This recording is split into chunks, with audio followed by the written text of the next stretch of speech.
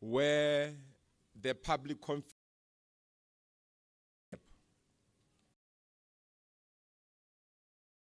It's a clarion call that as and when we remember why we are called public servant, we must also, in the back of our mind, that the challenges that are faced by us, the communities who are our sisters and brothers, our uncles and our fathers and mothers, their challenges are equally our challenges. The 8 hours, 7 hours, 6 hours that we get to cushion and give comfort to ourselves, that at least at month end we'll be earning something, it's what they don't have at all. The unintended consequence of allowing things to continue the way that they do, one day we will be eaten by our brothers and sisters as a meal for the night.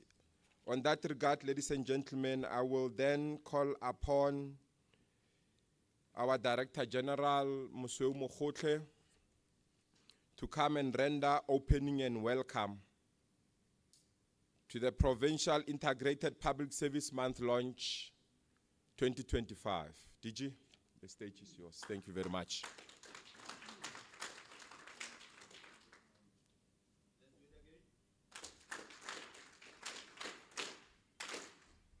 Okay, looks like I'm shorter than you, Program Director. A ke tse nna kwe go lamogela bagaetsho. Ke dira ka bonako se ke kopilweng go tla go se dira e le go bula semmuso kokoano e ya rona le go lamogela ba lotlhelle. Brief remarks before I do so. The day is about ourselves as public servants. And in an occasion like this, one is reminded of the journey that we have traveled, all of us, in joining the public service. I first became a public servant in 1998, posted in Mutibistad, Kuruman, as a public prosecutor. That was the 1st of April 1988. I don't know how old were some of you at the time. I've been a public servant since then, and I adjourned the service in 2011 for about 10 years until I rejoined in 2021. So I can talk with all of you with a measure of confidence of what a public servant is supposed to look like, is supposed to conduct himself, is supposed to represent to the public that we serve. When we look at the theme of the Public Service Month, it says professionalizing the public service to restore trust and confidence in government. There is nobody who's going to be able to do that but ourselves. So whatever we do, how we behave ourselves, the manner in which we render the services, it is the essence of bringing back that trust and confidence in government. And maybe a day like this, it's time for us to look ourselves into the mirror and say, are we that reflection as public servants? Are we confident enough to say the manner in which we render the services will restore the trust and confidence in government? And we think we are hard at work, but some amongst us, one is a thief, stealing somewhere as we sit here. Somewhere. Is that bringing confidence? No. Somebody is doing something else, which is against the theme that the Public Service Month is all about. Now, we've now started a commission on Wednesday, the Madlanga Commission. And that's where we become exposed as public servants as to whether we are living to the principles espoused in the Constitution, Section 195. the values and the principles of the public service, the code of conduct that is expected of us. Let me just share with you my brief experience as a public servant and as a head of a department. Because sometimes people believe we say these things without having the requisite experience. In my lifetime as an HOD, I have served no less than 8 political office bearers. There are probably 10 now. And they are not the same. They are not the same. The 10 I'm talking about. The key role of an HOD is building that working relationship with the political principal. Not to be an acolyte, but building a relationship is a skill that you must have as a public servant. Not only with the political principal, but with your colleagues as well. People should be able to approach you for advice. People should be able to approach you for support. That is why building a relationship, functional relationship, is critical in our roles as public servants. This is what is expected of us. Don't do things to impress the next person. Do things because it is correct to do so.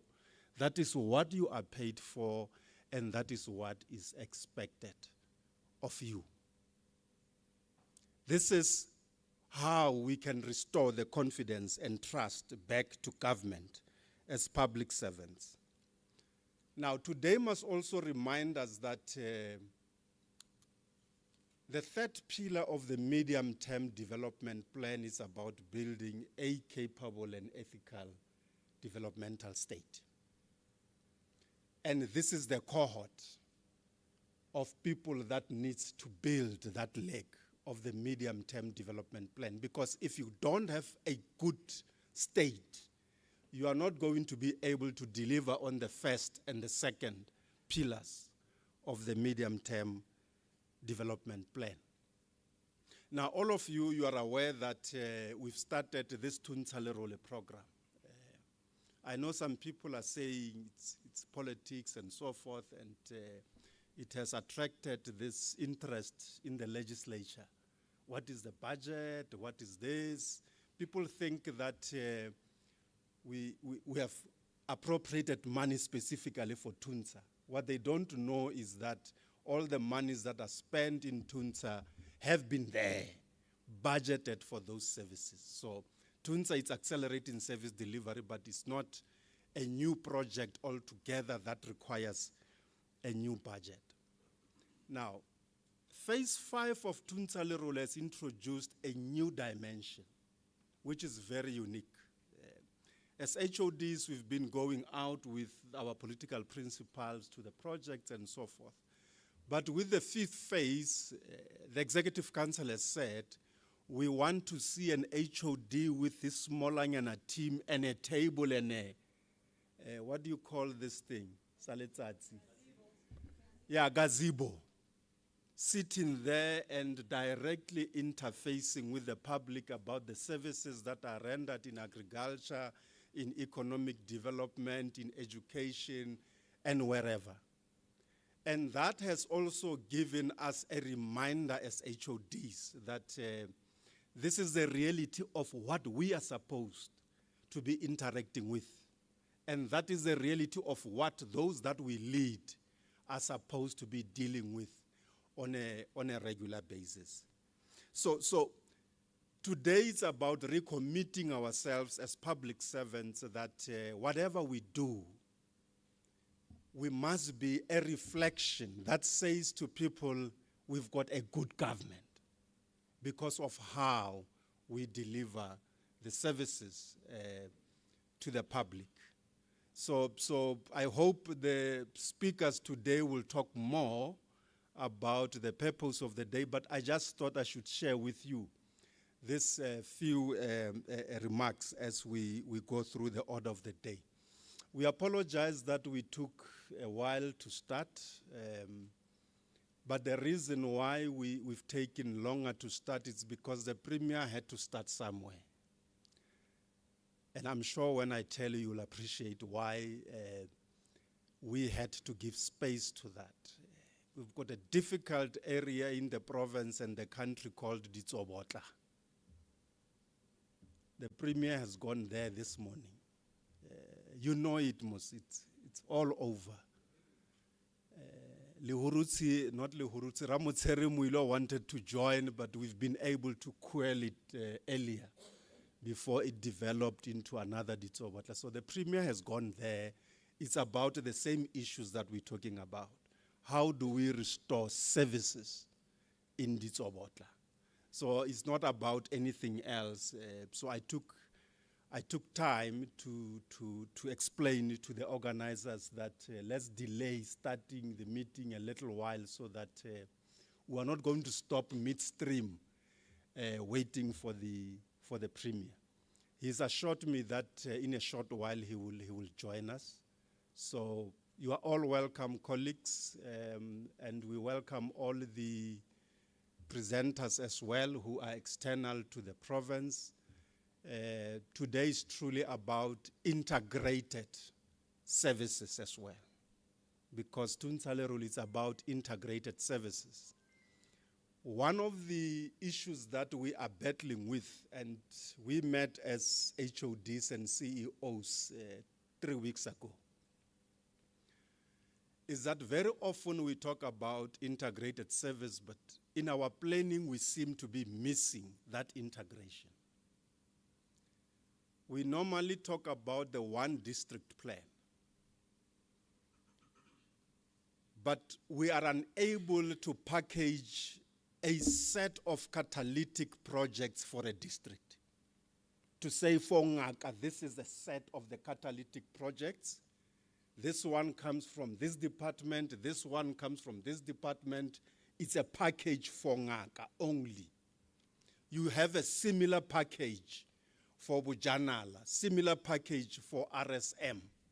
In that way, whether you serve in a municipality, you serve in a state-owned company, or you serve in a department, when you go to a district, you know what is it that needs to be delivered in that district. And we hope with the next Exco Lekgotla, we will be able to steer the planning of the province in that direction to ensure that we integrate our services as government. With those brief remarks, Program Director, thank you very much. Colleagues, you are welcome. And a re phuthulogeng, re sosologeng, re tla thetsa le ba bangwe ba tla re tlhalosetsang go ya ka botelele ka letsatsi leno. Ke a leboga rra.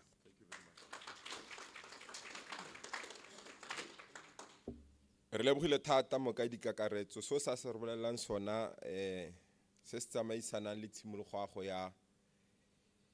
ya tiro ka 1988, the 1st of April. Ke gore why gora go thomile santse le moshanyana wa santse. You didn't tell us what kept you so young still, you know, looking so young to this age. I can imagine those that is there anyone here who have started at that age? At that time, 1988. We don't longer have them. If they do,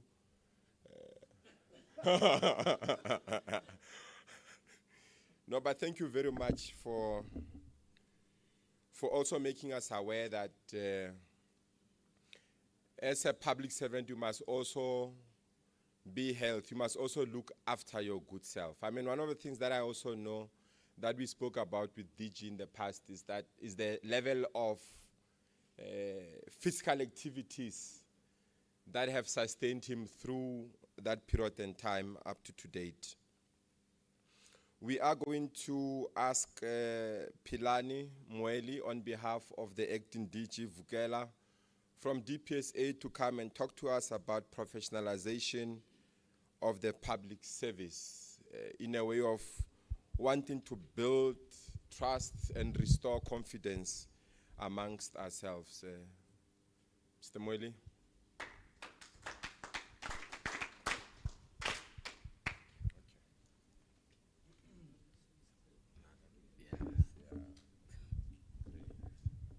In fact, that would work best for everyone. Yeah. Good morning, colleagues. I will start by recognizing the DG. I'm not sure if they are HODs and senior management and all categories of attendees who are present here. My name is Pilani Mweli, delegated by the DG, acting DG in DPSA, Department of Public Service and Administration. So it is an honor from our side to be part of this launch of the Public Service Month launch, because we are living in a country where people have lost trust in the public service and the public servant. We are being told that the public service is for certain individuals and public servants are useless, and it's us who's supposed to change that mindset as well as the perception of the people who are at the receiving end of the services that we are offering. All right. In my presentation, I will be covering a few of the things that DG has alluded on, like MTDP, that gives context to NDP outcomes 2020-2030, accountability and public trust, desired outcome, understanding scope, and shared leadership. We are touching on the relationship, as DG indicated, that there need to be a relationship between the executive authority and the director generals. So in the government, we normally see areas where maybe we need to improve on that. As DPSA, we were given under MTTP for 2024 to 2029 that we must increase DG, the tenure of the accounting officers in the public service. So because they observed that at least 25% of the DGs are finishing their terms, because of that lack of relationship between the DGs and the EAs. Then again will be professionalization, realizing cabinet reform. Those are things that are introduced through professionalization framework that we'll be covering. Those are part of my presentation, as you can see, unfortunately, but you will picture my presentation. And I created so nice slides. And not that one of public service. You know, we are now having infographics. I noticed that the colleague who seated next to me, he kept on looking at my slide. Unfortunately, I will not share that skill with him. All right. This it nurtures the public service when we want to build a trust. Today's aim or purpose is to nurture conditions for institutional integrity, clarity of roles, service excellence. We also want to engage in terms of having the debates as well as conversation about how do we support government in implementing the constitutional mandate and obligations to the citizens, who that the DG indicated that under Section 195, we have that responsibility of as the public servant, but we tend to forget our responsibility that we need to serve. That is why we are public servant. We are not serving ourselves. Then the DG indicated that amongst ourselves, you might find that there is a person who is a thief. Then that person is not assisting government in achieving its mandate, in ensuring that the services are given to the citizens. So we need to be champions of change. So colleagues, in our MTDP, DG touch on the building capable and ethical and developmental state. Actually, there are three priorities that are identified by servant administration. You will remember during those times of the former president, JZ Zuma, he would say there are 7 priorities. Then the opposition will say, what are those? He would mention only 5 and say, and others, and others. So this time we are only having 3 priorities that we need to achieve. Okay, I think I have that liberty to make example. I'm also from KZN. I will beg pardon. You'll pardon me for that. Right. Then amongst these 3, we have to drive inclusive growth and job creation. We need to reduce poverty and tackle high cost of living, build ethical, capable, and developmental state. So under these 3 key priorities, each department has a role to play.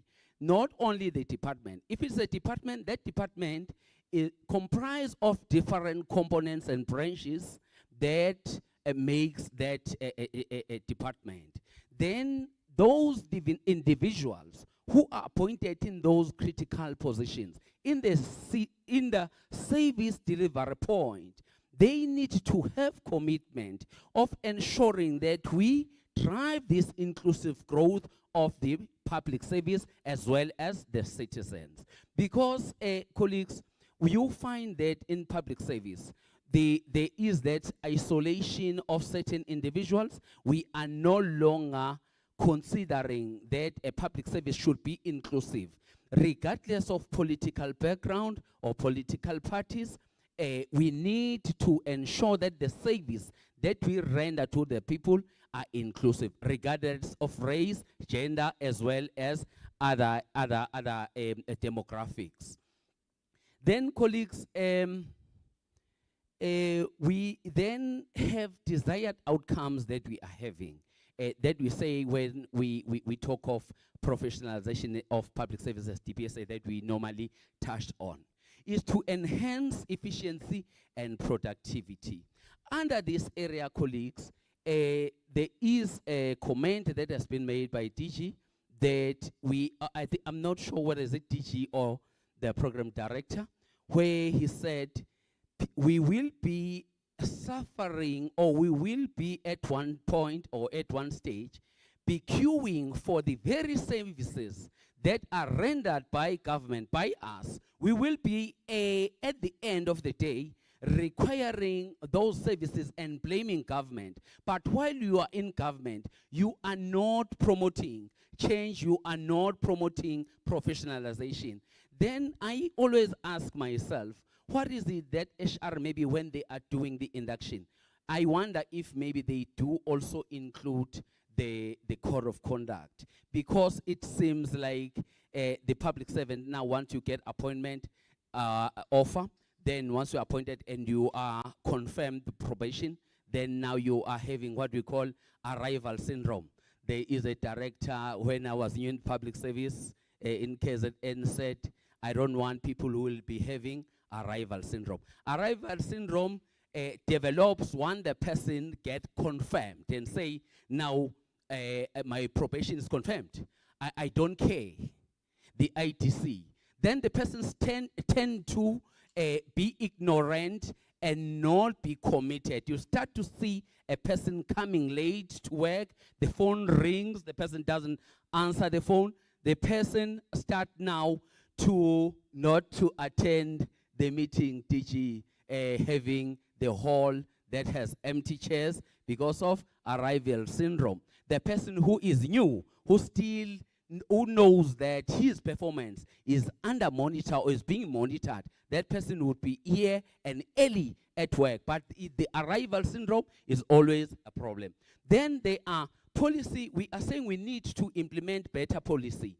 So the departments and head of departments need to develop policies that will be enhancing and advancing the service delivery in their organization. That also include ensure consistency and continuity in government programs. So the policies are very key, and the implementation of those policies and monitoring to check the impact or to assess the impact of those policies is very important for government. Those are things that we are saying as we professionalize the public service. We need to ensure that the policies are enabling the change, are enabling the department to deliver better services to the people. Then we talk of trust and confidence. We say citizens have greater confidence, should have greater confidence in government institution. Professionalism foster fairness, impartiality, and in public administration. So that impartiality of service I already indicated in the previous slide, that when you are rendering the service has no gender, the service has no nationality, the service has no what you call a political affiliation. You just render the service to the people. We need again to enforce this merit-based DG recruitment and selection. So we normally find people complaining on the media as well as TikTok, those who are on TikTok, saying it's very difficult to get jobs in public service. Public service is for those who are cousins, cadres, and staff, of which I dispute because I don't have a cousin in public service. I heard and I was excited that there is DG Mwele now under DPE. I was excited, okay, this is Mwele, at least our surname is also there. Right. So the merit base, to appoint people based on merit, colleagues, is very important. It can be your cousin. We do not say your cousin must not apply for a job, but the selection process must be based on merit. Do not cripple the state by employing people who will be adding no value to the public service. So we talk of adaptability and innovation. We want to move towards the digitization and encouraging continuous learning and policy improvement. We want to integrate modern technologies. So colleagues, you need to move from old practices and traditional way of doing things and adapt to the new innovations and allow the youth, because we find these young kids coming to the public service part, we tend to be obstacles, but I'm early 40s, by the way. I'm not that old.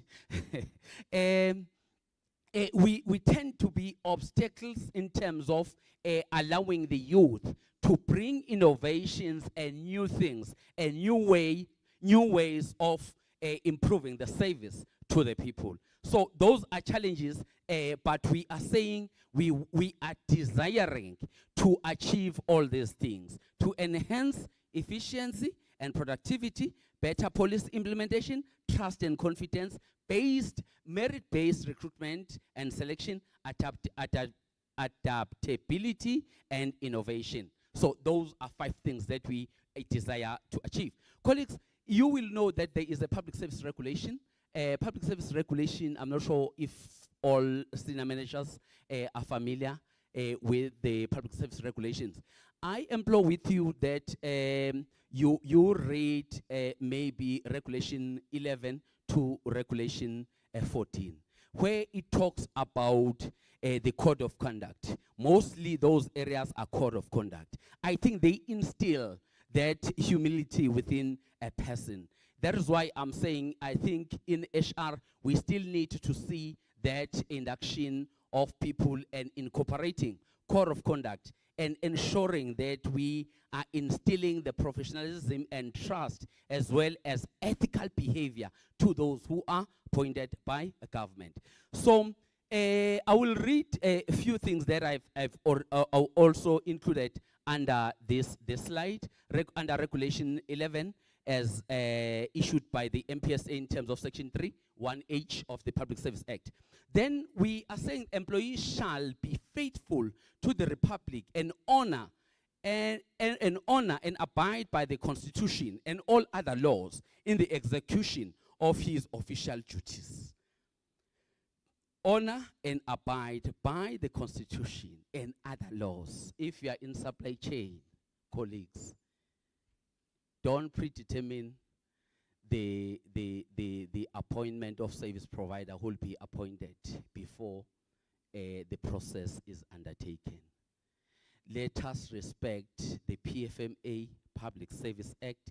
We need to abide by the law of the public service and ensure that we respect the processes. Because you find yourself engaging in those processes and doing things that are illicit, at the end of the day, you are not enriching yourself only, but also disadvantaging those who are needy of the service of government, those who are helpless. It's you who can make the change. The SCM area, supply chain environment, colleagues, is under attack. That is where everyone wants to loot, and it is not correct. Let us abide by the law. It says put interest first in the put the public interest first in the execution of his or her official duty. The public interest. Know that there are people who need this service. If this service is not properly delivered or rendered, I have failed in my role as a public servant. The public perception of government, these public protests, are you proud? Are you proud when you see people protesting about government services, are saying, I cannot go to Home Affairs to do my ID because you wait in the queue. There are people who are marshals outside Home Affairs who are taking bribes. I need to have at least 300 rand so that they will give me forms and all processes will go smoothly. So that is not correct, colleagues. Let us refrain from taking bribes as well as being motivated by gratitudes that are given to us by people whom we are saving. So it says loyally execute lawful policies and government or of the government of the day in the performance of his official duties. Colleagues, we are unfortunately under national government. We are in the GNU. We need to adapt to that environment, regardless of the political head, regardless of the political party that lead that government. But you need to adhere to the rules and execute lawfully policies of that government. Even if you are not part of this ruling party in the province, you are in another political party, but you have that obligation of serving the people and executing lawful instruction in terms of implementing government policies of that day. So, colleagues, there are other things that I will try to be quick. We included in our slide commitment to build public trust. We differentiated between employer commitment as well as employee commitment, but I will focus under employer commitment because the employer is the one who can drive the change, or who can drive the professionalization of the public service and better service to the people to build that trust that we talk about. Create enabling environment within the provision of available resources for public servants to perform their duties. That is the responsibility of the heads of department to create the environment. That is the responsibility of the senior managers to create that environment. I indicated previously that we have new people, young people who are entering government, but we are rejecting them when they come with innovation, when they bring innovations. We say, no, this is how we have been doing things. That environment as senior managers allow these young people and any other employee under your supervision or your leadership to adapt into environment and be able to work and serve without any obstacles. Maintain discipline managers for the employees. Those who are not doing right, reprimand employees and institute, we say, institute national accountability and integrity system to promote value-based societal behavior and attitude by means of preventing corruption. Managers has their responsibility to prevent corruption in the public service. It is our responsibilities that we demonstrate that ability and lead by example. But if you are having corrupt senior managers, definitely even the junior employees will be corrupt. There is high possibility that the junior employees will also be corrupt. On this one, I talk about there's political affiliation, of which I've already covered. Develop feedback for citizens. When the citizens are here for your service or coming for service in your department, at least the department must have the feedback or the suggestion box how the services should be improved. At least you should know from the services that you are rendering in terms of how best do you render that service to the people. Not just to say, okay, the turnaround time for the department is 30 days, but even something that you can do within a week or within 3 days, but you say, no, my turnaround time is 1 month is 4 weeks. So if there is an environment or if the opportunity allows you to deliver that service before the timelines, please do that. So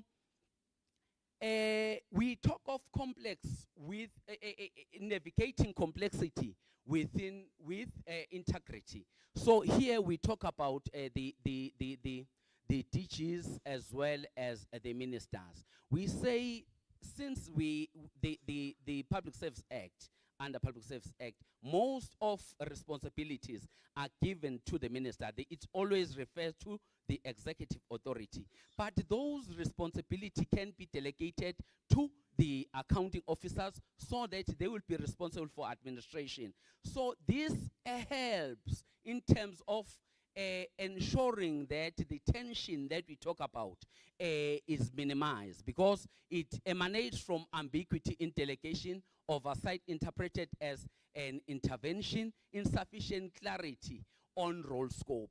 There is no clarity between the role of the DG as the role of the EA. So you find maybe there is encroachment. Yesterday we were listening to National Commissioner Masimula highlighting some of those things, and there was a critical question that was asked to him: would you carry the instruction, that unlawful instruction that are given by the minister? He said yes initially. Then after they have probed, he then changed his version. They say, no, I will not do it. Then I will then persuade him. Then he ended up by yesterday saying, I said they must do a report. Then we will do a phase out de-establishment, something like that. But at the end, he is taking that instruction. It is not in the minister's role to give that instruction, but he ended up doing or carrying out that responsibility. So, colleagues, all right. Then I will talk about professionalization. Then maybe end my presentation. I don't want maybe to take long, because I understand that we started late. All right. Under professionalization, colleagues, there's a professionalization framework that was adopted in 2022 by the cabinet. Then the MPSA last year, 16 February, issued a directive to implement the recommendation of the professionalization. In that directive, there are a number of things that we are proposing, mostly under recruitment. Integrity assessment. We are saying everyone who's being appointed in government, there must be assessment of integrity. we are seeing technical assessment because there are complaints, colleagues, to say we are appointing people who are incapable. Now we are adding another element of saying the technical assessment and integrity assessment must be part of the scoring system or method for the appointment in the public service. It also talks about induction, as I indicated, HR colleagues, that induction, it must happen within at least 6 months. If that induction happens, please incorporate the code of conduct. Keep reminding people of what they are here for. They are here for to serve, not to enrich themselves. If they want to enrich themselves, they must go into business, not to serve.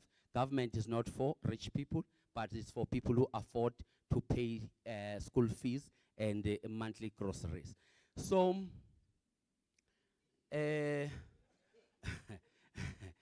if you are disputing, you will tell me, and you will tell us how do you make it. Program director, then I will talk about one part, institutional collaboration between oversight mechanism and TPSA enables strengthening system of accountability. As TPSA colleagues, we are here to assist department to strengthen accountability of those individuals who are appointed by government. As I keep on mentioning the directive that was issued by the minister, Regulation, Public Service Act, PFMA, we are here to support you in terms of ensuring that the processes are clear, the roles are clear between the EAs as well as the heads of department, so that there will be no tension. Because if there is disruption at that level, definitely the service of the department will suffer. Then program director, I'm in your hands. Unfortunately, colleagues, I didn't have the slide, so it's very difficult sometimes to check all your slides from the laptop. Thank you. Thank you very much. I can see the graphics. Very impressive. Colleagues, I think we would agree at the end of this session that because the public service celebration, it's not a day event. This is one of the activity within the activities that I actually planned for that. And in my recall, DJ, I'm trying to remember whether we have got an interactive session with senior managers, just for us to come and have a conversation that asks, how does political administrative interface affect our morale? Because it doesn't take away your skills and competencies. How does it affect our morality as the public servant to uphold the code of conduct?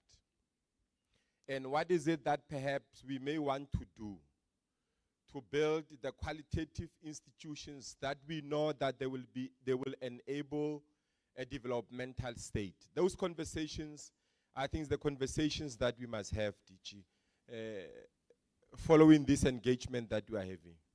Because truth be told, Mweli, from what you've just said, there's absolutely no way that professionalization will find its platform in an environment where the foundation is not solid. And I'm sure we all agree here, all of us. We think that for as long as you come to work and go home, something will change. And the bottom line is that nothing is going to change unless we dedicate a concerted effort to change that. I think from what you've just said, I've also picked up that you are basically telling us that amongst us, there are those people who wants to see things changing, but they don't have a room to innovate and produce that creativity that we want. Because there are those who are seated and say it's fine if it remains the way it is, because I might lose my benefits, all right? And there are those ones who are pushing, who are saying, no maini, professionalization, we will find it. So the greatest challenge is how do we then find a platform and a space for all of us to sit down in these three groupings and talk so that we can find the unity that we are talking about. Otherwise, the number of people who are reliant or who are becoming reliant on the services of government are increasing. And the number of people who are coming to help us in government are not coming in. In fact, there's a decline. The way it is now, for those who've been in the public sector for some time, and it's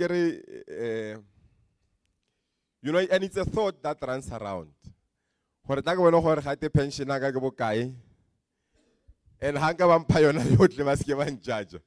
I can either go and find peace because I think it hurts. It does disturb and frustrate.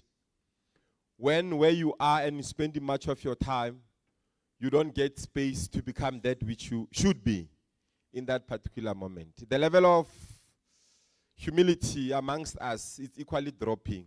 We no longer love each other the way that we did. And you see this kind of demonstration of the meetings like this one. In the past, time,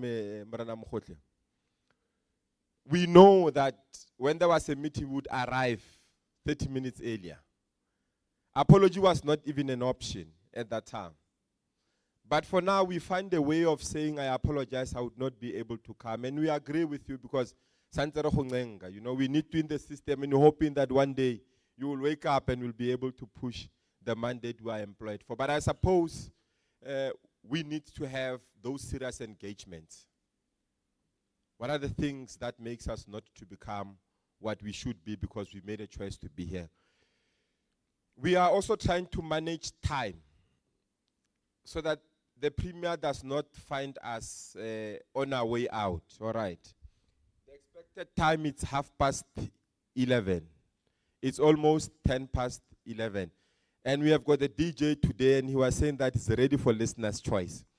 So there are papers on top of the desk there. If there's a song that you would want him to play for us, more so that we are also in a heritage mode, we would welcome that to happen. It will play even until lunchtime, all right? So I don't see people writing, or maybe a little bit,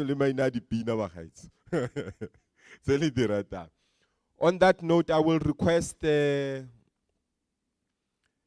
Mautlo, how long will your presentation take? 15 minutes.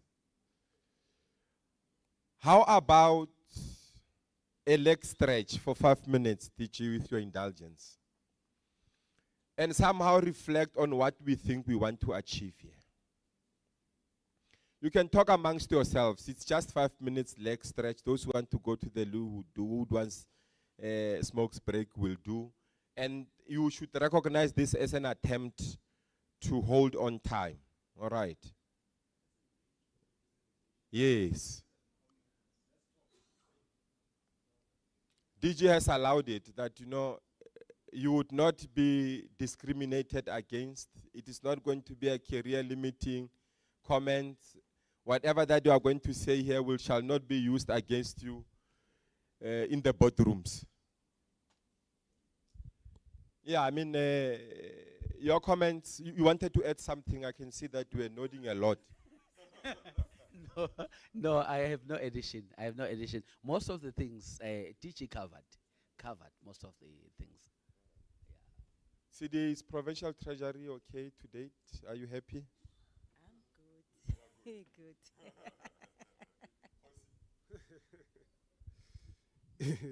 You're putting me on a spot. On a spotlight. Yeah. Thank you, DG, Chodi's colleagues, and Rechuma, program facilitator. Yeah, I'm aware about section of the Constitution 195. It was introduced to me in 1995 at the university. Actually, at the time we were doing it was not a 1999 constitution at the time. It was 1993 constitution. But picking up from what you were actually saying, I wanted to ask the question, where did it go wrong? That's the question that I wanted to know. I think we are concerned, all of us as public servants, that the manner in which things are going are not to the satisfaction of the recipients, who are actually the citizens of the province of the country. But the question that we should actually answer is, where did it go wrong, or where is actually the problem? And until such time we answer that question, we'll be able to improve where we're actually lacking. Thanks.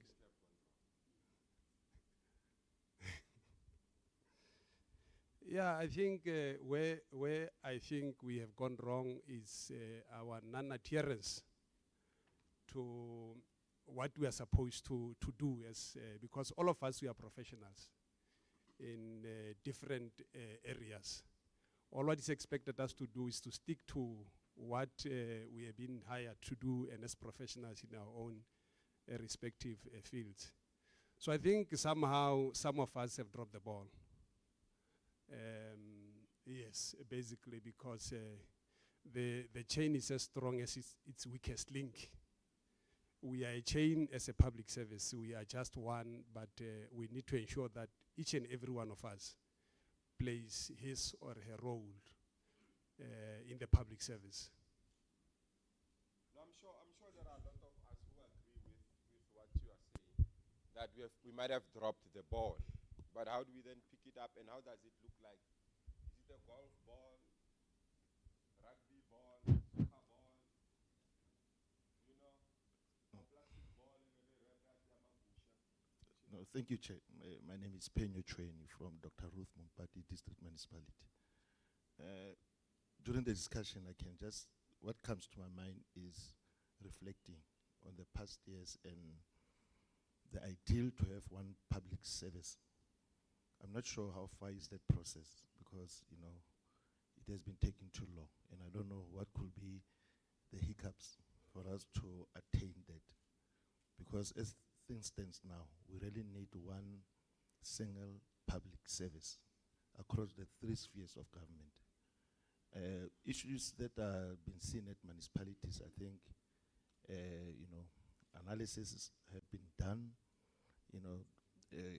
You have seen last week, 2 weeks ago, when the portfolio committee was here in the province, that systemic problems are still inherent in our municipalities. But how far or when are we going to get, to that point where, and it's quite clear that it rests with employees that are in municipalities.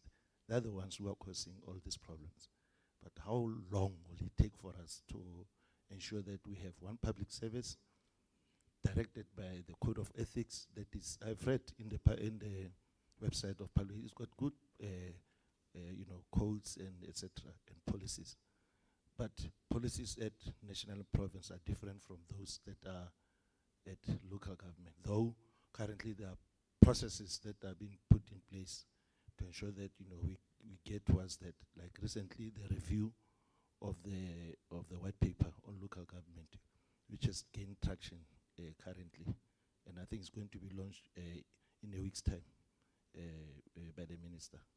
But now those are the issues. When are we going to have a point where our government bite the bullet to say we are going to have one public service, this is going to be integrated, and we talk one language, and I think this is where some of the problems are emanating.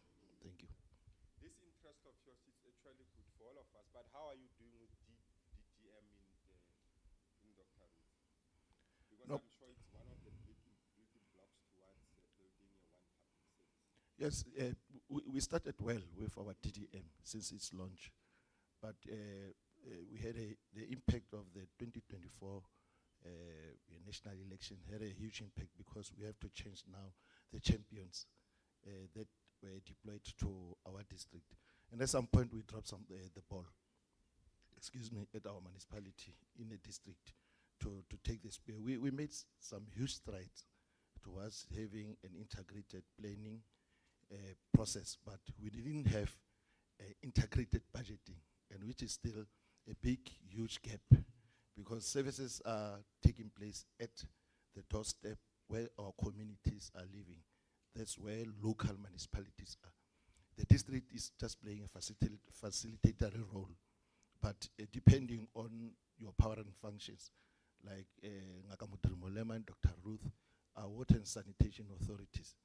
So they are directly, implementing projects at their local municipalities, unlike Bochanala and Dr. KK, whereby they are not directly authorities in terms of water and sanitation, which is our major priorities for us to reach our communities, because you'll understand water is a major need currently by our communities.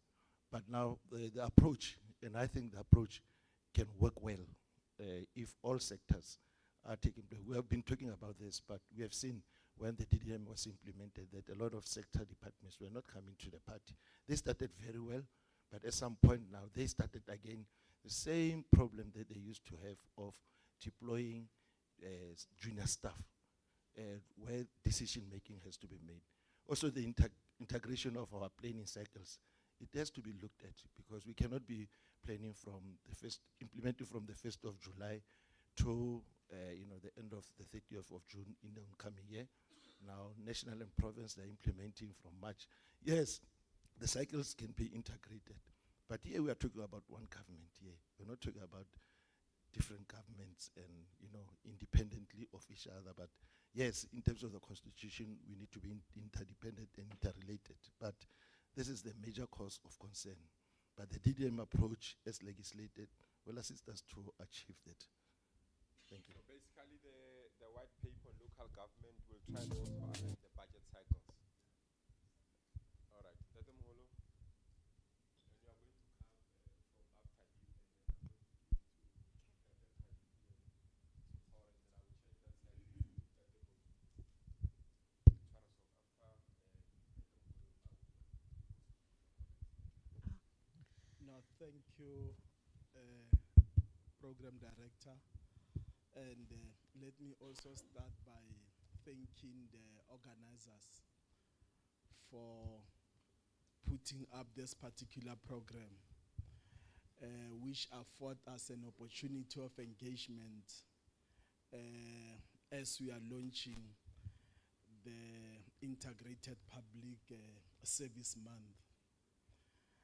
Chair, the point that I wanted to make is part of what I have drawn interest from, as the speakers who spoke before me, they, amongst others, touched on them.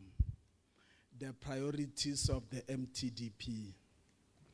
And as Ntate Moeli was saying, that in the past, the priorities used to be about 7 or many, more than 3. And currently, the administration has come to a conclusion that, look, let us try to lessen these priorities so that they can probably be easily chewable.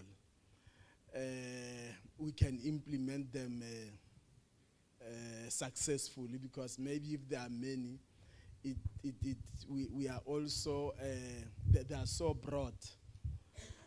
And particular priorities, there's this one that is talking about inclusive growth and job creation, which I think in a province such as the Northwest Province, where we know for a fact that we are ranking very high in terms of unemployment rate, probably second after Eastern Cape. To say that as we are engaging about this professionalization of the public service, what then are we saying? Does this particular agenda item of inclusive growth and job creation ever constitute part of our debate? What does it mean to us? What does it mean to us in a province such as this one? Because I think majority of the crisis and the challenges that we are faced by, in as far as service delivery is concerned, in as far as the concern about the corruption and many other things are coming, they are actually coming from that particular priority in a province such as us. Now, my question becomes, what is our contribution in as far as that particular priority is concerned, Chair? What is it that we can do? There is a number of interventions that are happening. Are they sufficient? We've got the SOEs, which essentially they were created so as to ensure that you fast track the economic development and growth. Are they saving that? You see, and because those particular SOEs are attached to us as a provincial government, what contribution are we making to ensure that they are becoming effective? The question of the municipalities, DG was talking about the apology of the Premier, and amongst others to say that he is at the municipality that is well known to all of us. What is it that which we are saying in as far as the municipalities are concerned? He has also mentioned that the very same phenomenon was building up into Ramotseri Muilwa, but the government ensured that that is not recurring. It was also building up at Ratlo local municipality. We have also made some interventions. Have they worked or they have not worked? What are we saying? And also so as to assist other municipalities. So these particular priorities of the MTDP, I think is some of those particular questions that I would say, Program Director, if we were to pay attention to them sufficiently, especially at our level. Thank you, Chair. No, thank you very much.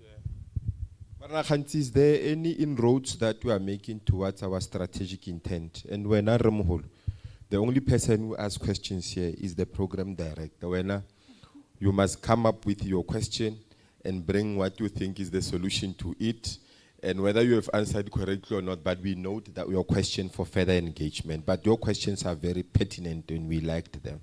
Rakhanti, you want to comment on how the strategic intent of government will enable us perhaps to pick up the socks as public servants and be able to reach the outcomes as intended? Here's the mic.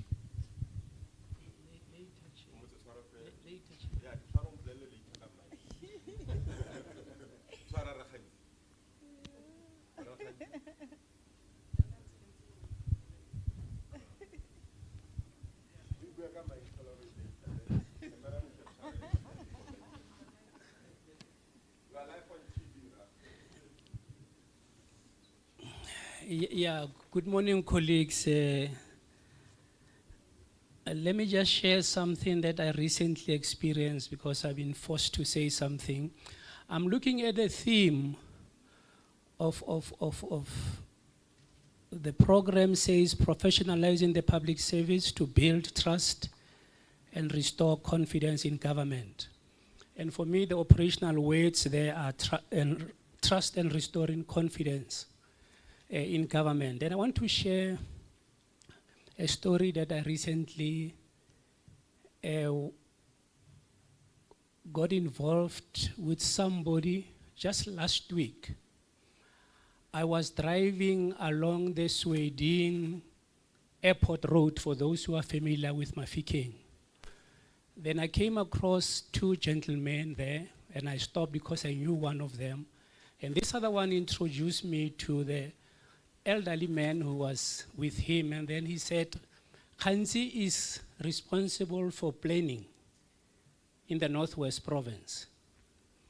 So we continued talking. So those colleagues who are familiar with that road, we've got that pipe for sewage that was fixed, I think 3 years or so. You remember there was a big story around it. As you drive there today, you'll still find some digging happening there. Now this man says to me, this elderly man says to me, Monna Khanzi, you are responsible for planning. If you guys, and I just put it the way he put it, if you guys cannot plan to take Masepa le Moroto to move from point A to point B, how can you plan people's lives? And then he kept on then enumerating for me what an ideal human being wants in life. You know, your social and your economic needs. He told me about health, he told me about education, roads, safety. He went on and on. Then he says that all that we need is for you guys to take a pipe and allow this shit and urine to pass through, but you can't do it. And I'm going back to the theme of how then, and to this day, I'm still reflecting on what he said because it is true what he said. We can't just plan simple, basic things in a way that they become achievable to our citizens, for them to develop that trust and for government to restore the confidence in them. Chair, you said we should not ask questions. I am still reflecting on what this elderly man told me to this day, because I still cannot understand how we cannot just take shit and urine from one point to the other. And I'm leaving all that because we have other shits and urines that we are dealing with in our different places. And those basic things are the ones that we should actually start with, colleagues, if we are to build the trust and the confidence in our citizens. Thank you very much.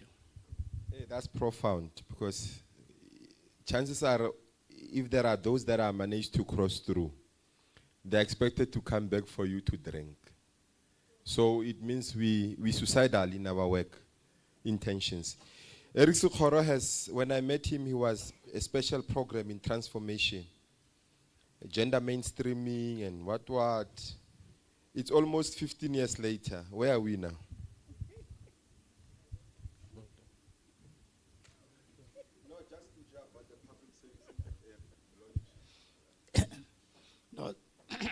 No, thanks, Program Director.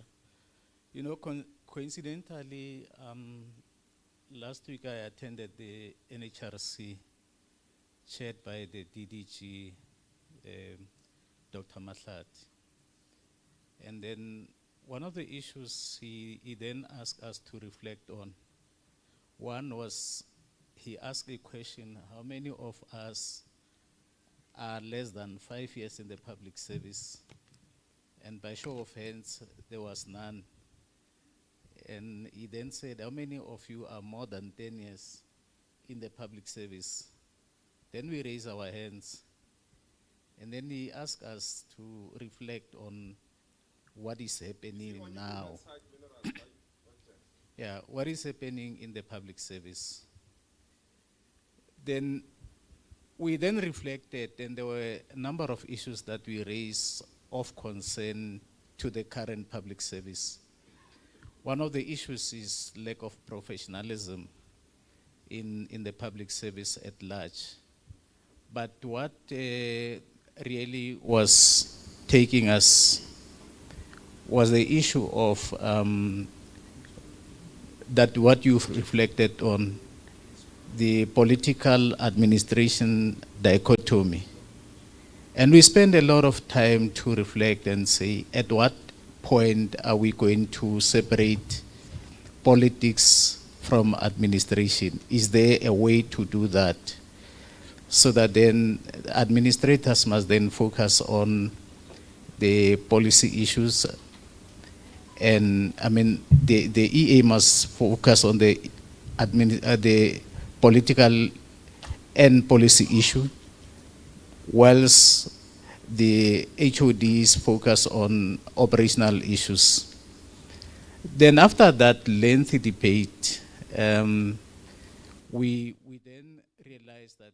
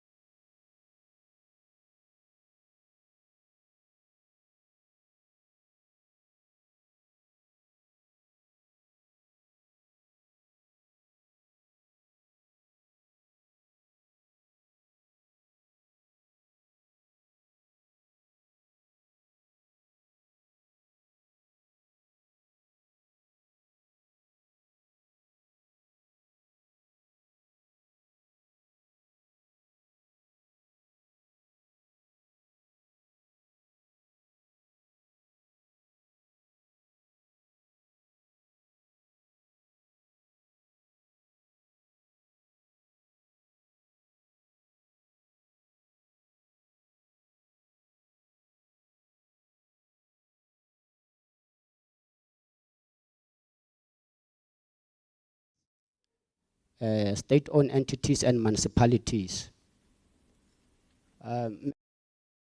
To the outline of the presentation, DG, I must make mention that we are really doing good as a province in promoting professional ethics in municipalities. I'm glad that there are representatives from the municipalities. PSC, in collaboration with the Office of the Premier and National Cocta,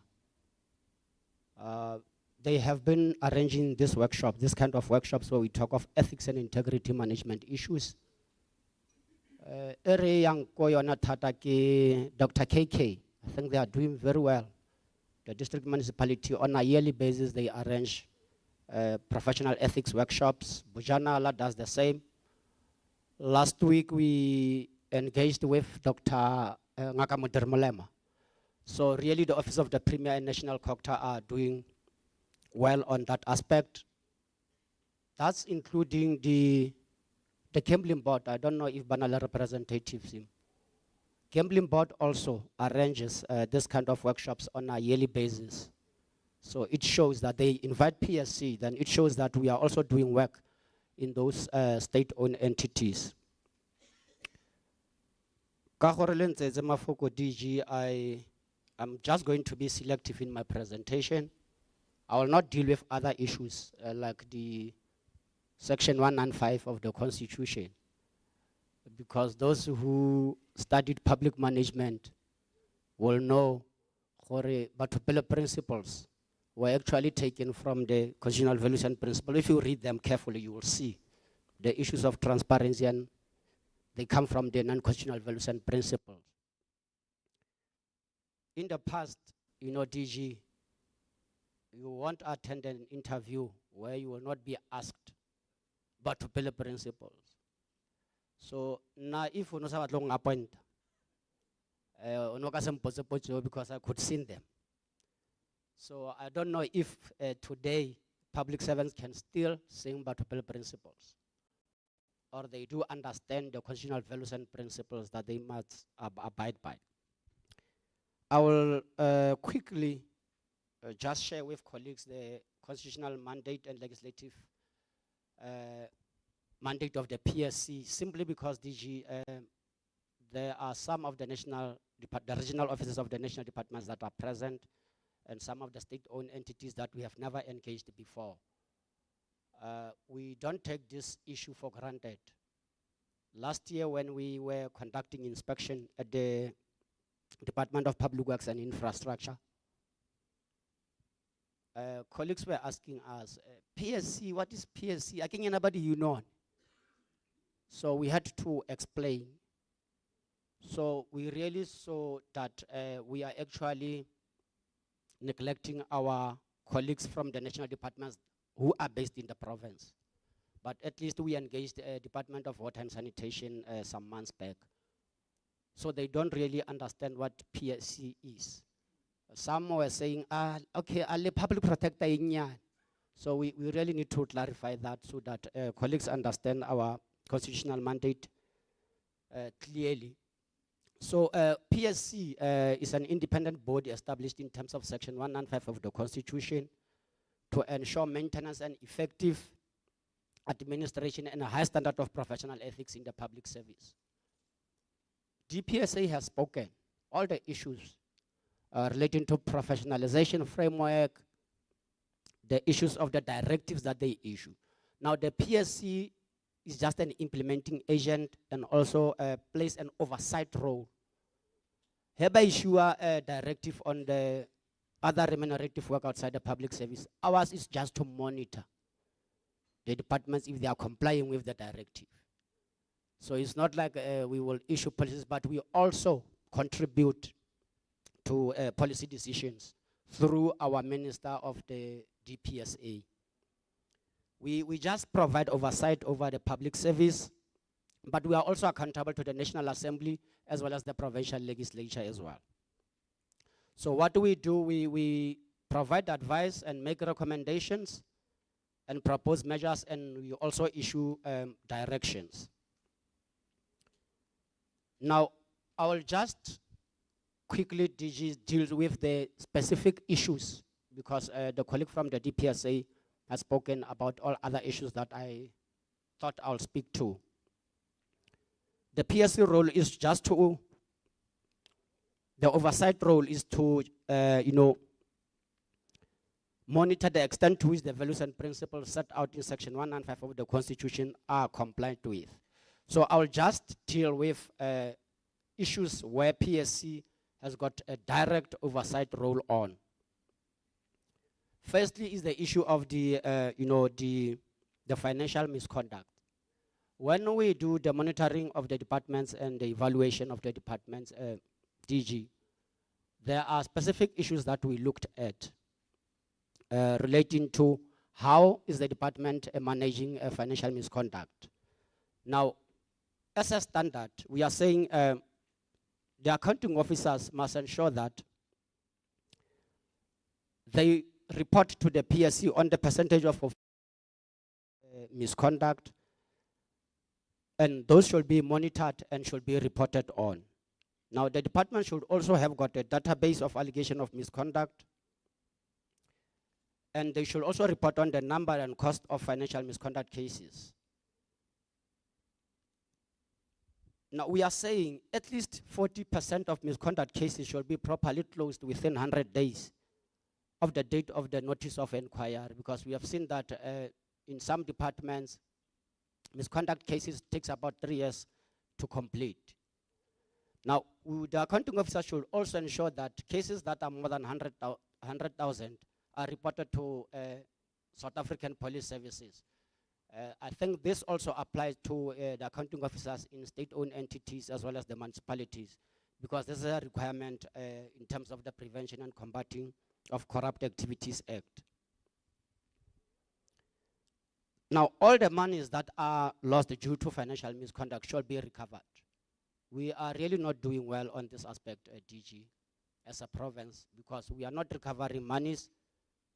Because we do the monitoring, we see that, okay, the state has lost 5 million rand, but there are no recoveries that have been done by the departments.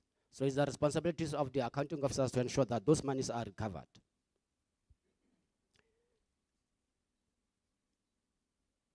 Now, we are also saying 100% of the new appointees should be involved in the induction, training on professional ethics.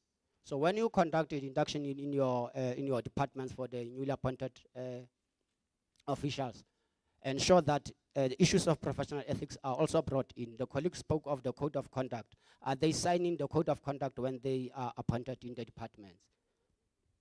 Now, all staff officials should be verified, because this might render the appointment irregular at a later stage if you just appoint a candidate without verifying the qualifications. And we are also saying the 100% of officials should be vetted by the state security agency. We know that there are delays from the state security agency, but in some instances we get that at a later stage the department found out the qualifications were not or were fraudulent. The 100% of SMS members financial disclosure forms should be submitted to the EA or the HOD by 30 of each year, 30 April of each year, and the EA should submit the forms to the PSC by 31 May of each year. Well, on this aspect, DG, all SMS members are submitting their disclosure forms by the due date. However, the only problem that we are left with currently is that forms are not transmitted to the PSC by the time frame.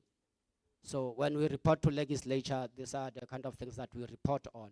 So this is an aspect that really need to be monitored in the departments.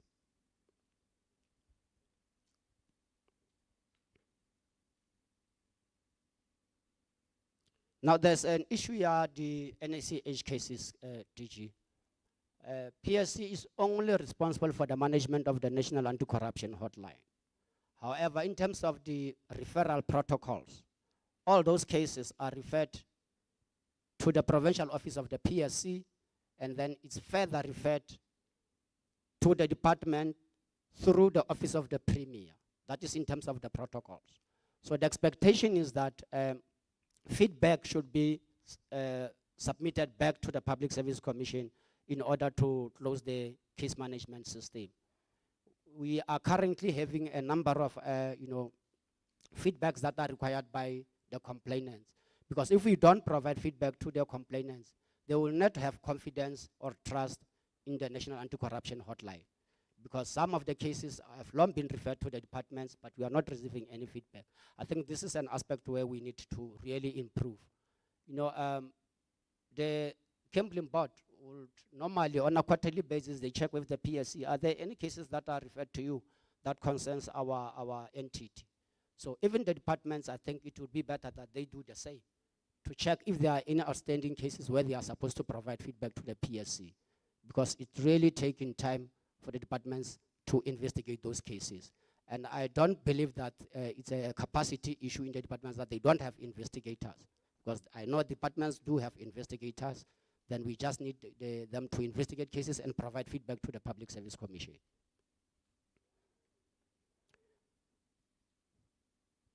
Now, in relation to the financial disclosure framework, DG, like I indicated, we need to achieve 100% when we report, because really, every time I report, Northwest, we are not 100%. All other provinces are reaching 100%, so we really need to speak to our EAs who are responsible to ensure that the financial disclosures are submitted to the PSC.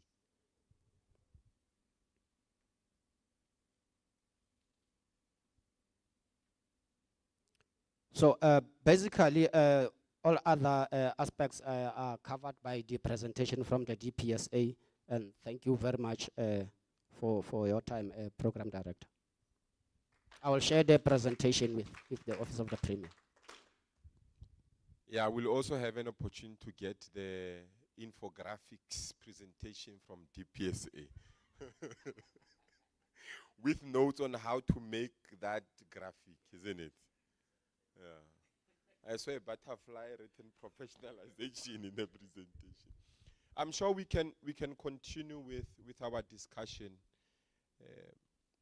to probe on both presentation as an ongoing presentation from DPSA.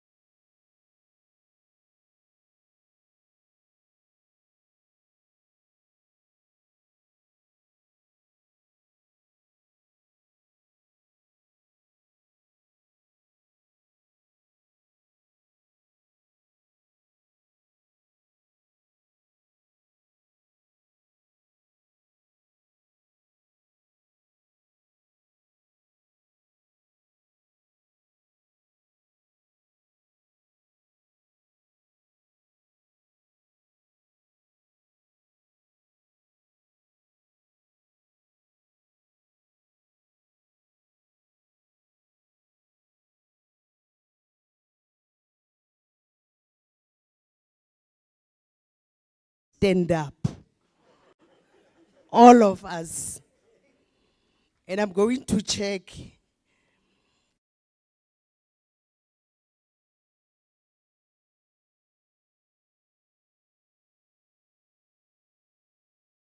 We are going to do the pledge because all of us are public servants. And I want us to reflect a little bit before we read it to say, what is a pledge? Why am I here? What role am I playing in this public service as a public servant? In my understanding, if I was in church, we also have pledge. And when we pledge, you first observe a moment of silence and ask yourself, do self-introspection to say, am I managing the public sector or am I damaging the public sector as a public servant? And as you keep quiet and reflect silently so, think about what this pledge is all about. My understanding of the pledge is that this is a commitment by all public servants so that it enables them to uphold the values of the Constitution and the code of good conduct simply by serving people or communities. And the question that comes to mind is that, how do you serve them? You serve people with integrity. You serve them with fairness. You serve them with respect and responsiveness. Now, earlier on there was a question about what is one's understanding about an ideal public servant. And let me hasten to say, an ideal public servant is very professional in his or her conduct inside your job or your organization as well as outside. Ethical. We need to uphold the ethos of Ubuntu. And a public servant must be skilled at all times and be able to impart knowledge unto those that are coming and knowledge unto those that we are mentoring as senior managers in the department. And we must also be able to can lead by example. Just for 2 seconds, a moment of silence, and then you will read the pledge after me.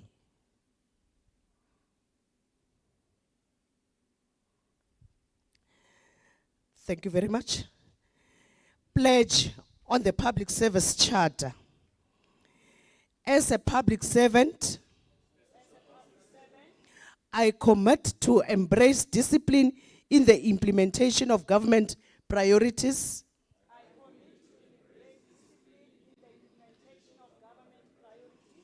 Comply with the legislation. Portray compassion to all my colleagues and the public.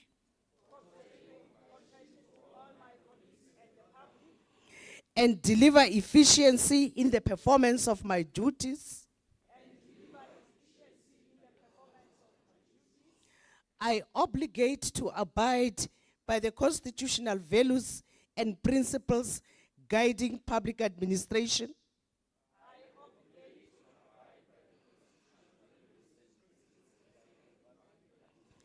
In the execution of my daily duties as a public servant. I bind myself to serve the public in an unbiased and impartial manner in order to create confidence in the state.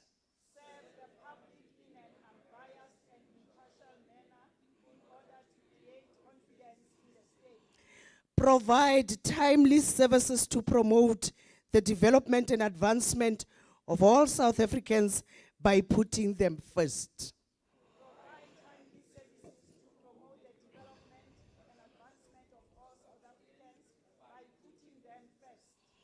Respect and protect every person's dignity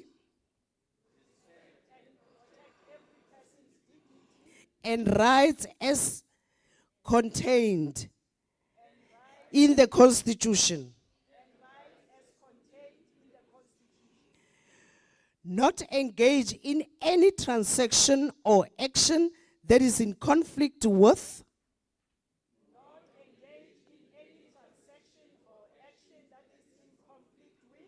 or infringes on the execution of my official duties.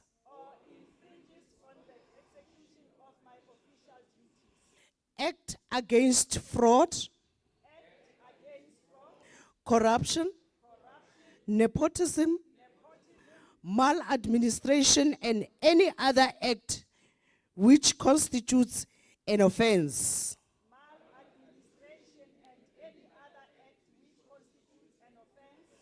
Or which is prejudicial to the public interest. Demonstrate professionalism,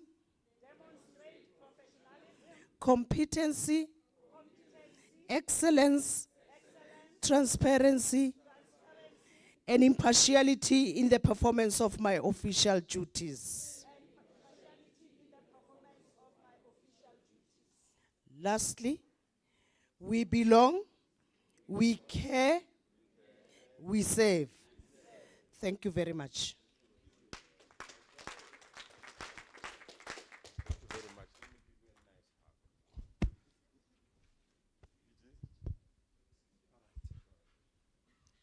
Thank you very much, Program Director and colleagues. I think we've come to the end of the program, basically. There's not much to be said, except to appreciate the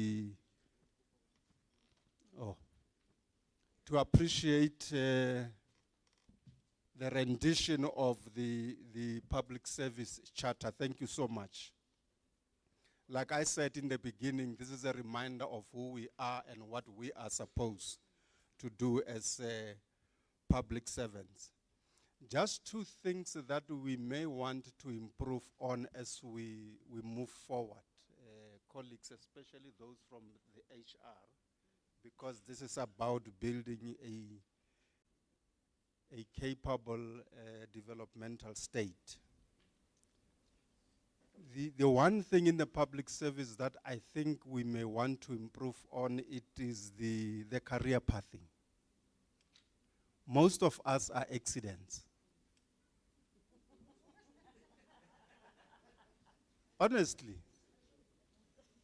we became accidental directors, accidental chief directors, but we don't manage in career pathing quite well. Whereas I enter the public service, you can tell me, or I can tell you as the employer, this is how I visualize my progression within the public service. Whether in this department or a number of departments, what is it that I want to pursue? So that there is a structured orientation towards that position. So that I don't become an accidental director or chief director. So all efforts of the state will be geared towards preparing me to become that thing. So I think it will be resources well spent if we can improve our work there from the HR perspective. Colleagues, there is one thing that is called a competency called people management and empowerment. It's everything that you need to do as a manager to manage the human capital. it's not about only setting the targets. Yes, you must set the targets, the KRAs and everything else, manage performance, but it's got an element of coaching, an element of guidance, an element of support. All of us as managers, we've got a responsibility to nurture the best of each of us. I've got a responsibility as a manager to those that report to me, to guide them, to support them, to bring the best out of them. And yes, Usmabatu is right. I used to work hard and play hard. I only work hard now. I no longer play, unfortunately. But I would still want to play. You can't be serious about work all the time. There must be space where you unwind and become informal. The true character of other people, you'll see them in that informal setting. The true character of other people, you'll see it in that kind of a setting. But if you become formal, everybody becomes formal. It's like the issue I raised earlier, building relationships. You're not opening up as a manager, you're closing down. People are afraid to approach you. So create that environment. How not the win? How not coffin that the matsipe win and win lebatu? Right? Enjoy yourself. So let's not deny ourselves that opportunity as we work. But let's do so diligently. Part of people empowerment and management empowerment, innerly discipline. And most of the time we are so negative about discipline. Discipline is just but a tool to be used to manage a person. But the rates are negatively. I don't know Nosotule director Usbunolo at the time, agriculture, when we were in Paris. You remember that day? We had fun. It was a strategic planning session. So the first day, it's about team building. We had fun the whole evening and so forth. Until very late.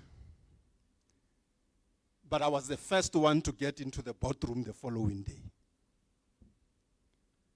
And around the table, each senior manager had a warning letter. All of them. All of them. And I said, there's nothing wrong with it. All of you. And I must become uniform and consistent. Discipline.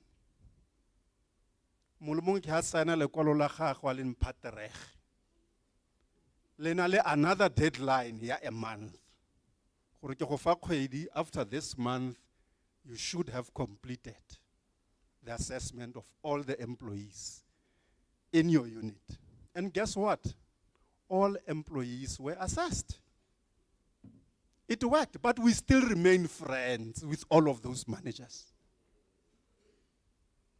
We'll still have another session to drink coffee and tea and discuss that written warning. No, but it's work. If we want to drink coffee, let's drink coffee. And if we want to work, let us work.